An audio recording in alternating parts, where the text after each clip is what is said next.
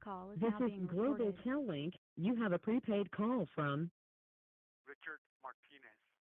an inmate at the Centinela State Prison, Centinela, California. This call and your telephone number will be monitored and recorded. You have a prepaid call. You will not be charged for this call. To accept this call, say or dial 5 now. Thank you for using Global Tel Link. Okay. Thanks for calling back, Richard. So once once you joined once you joined the gang and you started going to LA, were you staying in LA a lot more often than you were in Alhambra? Yeah, I was actually staying in LA a lot more, um, at weeks at a time, and especially in the summer. And of course, that brought a lot of heartache to my family, and of course, they went to go search for me. A lot of times they didn't find me. Only a few times they managed to. Sometimes I wondered how they were able to do that, because LA is an expensive city, and I've never told them where exactly I would be at. They only knew that I was at the time from 18th Street, and so they figured out a way to locate me, and came across some of my ex homeboys and ex homegirls where they actually let me know that my family was there. And at first I thought they were BSing, but no, sure enough, they described them, and I'm like, okay. I went home and what's going on, and I said, no, we just wanted to make sure you are right. So yeah, I was going back and forth, and once I began to do that, I literally started getting busted for the things I was doing, going to juvenile hall, uh, and then coming back out, family kicking me out, and staying at the house for maybe a day or two, but I would leave again. And like I said, my family did try every which way to stop me from progressing or stop me from going that route. But um, at the time, I was already too far gone. I would tell myself, or that I didn't want what they wanted, and that I was like every kid at that age, man enough to do your own thing, make your own decisions. And I didn't need their money more than anything else because I was generating money selling drugs. I was generating money through illegal activities, and a few times I went to juvenile hall, stayed there. A few times I was sent to camp. I ended up at Camp Scudder, Camp Scott, and then finally Camp Gonzalez. And before I knew it, I went to the county. I got out from juvenile hall at the age of 18 and went to the county. And again, I got out and did the same thing over, um, without not thinking about the consequences, believing that I was living the life that was given to me, making excuses actually to convince myself of that. Um, because at the time I had no clue who I was. Uh, I was filled with anger and resentment. I didn't know how to deal with none of that, um, and so I didn't want to deal with it. And I continued on that lifestyle, on that life pattern, just to hide those feelings and avoid being myself, simple Richard Martinez, instead of the person I created. Let me take you back to the first time you went to juvenile hall.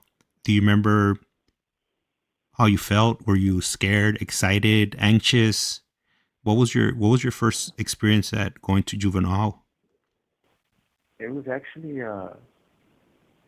it was different, and the only reason it was different is because I ended up going to the county before I went to juvenile hall. And the reason for that is because at the age of 16, 17, around 16, I believe 17, uh, me and my two ex-homeboys got busted for a robbery. and I gave the officers a fake name, and along with the fake birthday of George Martinez. And so I told them I was 18 at the time. Excuse me. Told them I was 18 at the time, but I was still a minor. And so they booked me as an adult. I went through the county, and uh, now that, yeah, that was absolutely an experience that filled me with fear because these were grown men around me, and all of that was new to me, and I didn't know the ups and downs of incarceration, of the jail system, or nothing like that. And so I relied on my own ex-homeboys to guide me through that process, which they did. And um, I ended up several times in the hole for fights. And yeah, throughout the time there was various people that knew I was a minor. And they would sit there and encourage me to call my parents. But I didn't want to because I feared my family finding out that I was incarcerated. Um, in my mind, I justified by saying, "Oh, maybe they think I'm at a friend's house, or because I would be gone for a long time before I showed up again." And so I did, I believe, altogether 3 months. I got out on the OR, which is to this day still on my record. And it shows it on my record that I used the alias George Martinez. And so my first time going to juvenile hall, right after that, was like a cakewalk. Because I had fought in the county with grown men, so in my mind I'm fighting with kids my own age. So there was no comparison. And so once going there, everything that was taught to me in the county, I would then use it in juvenile hall to manipulate the situation, to get what I wanted, where I would receive privileges for other individuals in there because I acted that I had more sense than them, and I acted like I knew that life more than they did, and so I manipulated them in the situation to benefit myself, and which I did throughout my time in juvenile hall. And that was my only experience going to the county at the time, since I was a minor until I reached my real age of 18. So my time in the juvenile hall was actually one that I thought it was fun. Staying there didn't really bother me. The only time it bothered me is when my father would come and visit me. This call and your telephone number will be monitored and recorded. I would wear my emotions on my sleeve when it comes down to my father and my mother, because I still try to live up to the standards of my mom had for me. I still lived in fear of my mom, and with my dad, I still wanted his approval, and I wanted my mom's acceptance. So each time I saw them, I got emotional with them. But early on, I started begin to live and learn to live with that, and learn to live without it, burying it deep inside, ignoring it, pretending it wasn't there. And so instead of helping myself out, I was actually hurting myself even more. But at the time, I didn't know that. Let me ask you two questions. So, yeah. The first question would be on that case that you got OR'd on. Uh, did you plead guilty or did you fight it? And then the second question would be when you were fighting in the county, was it rival gang members? Who was it that you were fighting with in county at this time? I'm assuming that this was in the county jail in sometime in the late 80s, maybe early 90s. Yes, yes. It was in the late 80s, around 88 maybe, 89. And I ended up getting all off because I pleaded no contest. So I was sentenced to maybe 6 months to county jail for a stolen car. And basically I went back to court on it like 2 or 3 months later, and they released me.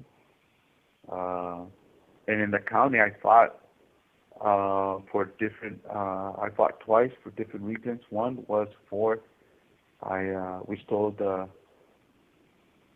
Uh, it was two crates of ice cream, full of pints of ice cream, and the guy I stole it with. Of course, we saw life differently. They're there as men and older men doing county lives or doing their time with different lifestyles than I was. I was just a kid who didn't care about life or didn't care about the time. And so when we got caught, um, he was basically trying to force me to take the rap for it, and I refused. And at the time, I didn't know, and I realized that to them it was more serious offense than I believed it would be for me, or I believed at all. And so when he tried to force it, uh, I got off on him. My ex-homeboys encouraged it, and so I did. I still went to the hole for it, but I ended up, like I said, getting praises for it because I came out of the hole. And the second time was a racial riot. A guy of African descent was there, and like I said, I didn't know the rules to the county system or their rules that they have. And so I placed my elbows watching football games on the television, like everybody else cheering on the team. I forget what team it was, but I was so engaged in the football game that I didn't realize I had put my arms to rest on his bunk. I didn't know that that was his bunk. And so she gently shoved my arms off his bunk and told me, hey, don't do that. Don't put your hands on my bunk. And of course, I was just a young kid. I thought everything balanced on respect. And so right away, I started swinging on him, and all hell broke loose in the dorm. We all went to the hole, and yeah, I had to explain myself. And I told him, yeah, he shoved me. You know, I exaggerated it, and I lied about it to justify my actions. And good thing I wasn't found out, because I'm pretty sure I would have faced the consequences of it at a young age. And so, not even a month after that, I went home. So when you once you got released on that case, were you put on any type of probation? They did, but to this day, I don't know what they did because I was under an alias. I had given them a fake address, fake birthday. The only real thing I used was my last name, Martinez. And so when they released me, my dad came to actually pick me up. He got emotional as I did, and he told me this is where you're at, and I said, yeah, I'm sorry, you know. But again, it was more of the same. I didn't want to stay home. I didn't want to deal with the situations there, and so I dove into the lifestyle that I began to live. Once I got out, I received a new level of respect in my neighborhood. And again, I took it misguidedly to be that they had love for me, that they valued me. But at the time, I didn't know what value really was. I didn't even value myself. I didn't value life itself. But um, little by little, I accepted that respect as part of. You have 60 seconds remaining. This call and your telephone number will be monitored and recorded. And from there, I got busted. Not even I think 2 weeks after that. Not even a month, I believe. After that, I got busted again, and this time I was sent to Camp Scudder and Camp Scott, and that's when I got out at the age of 18 on June 25th, 19. what was it? No, August 25th of 1990. I had turned 18 at the camp. They released me a day after my birthday, and that was the last time I went to juvenile camp.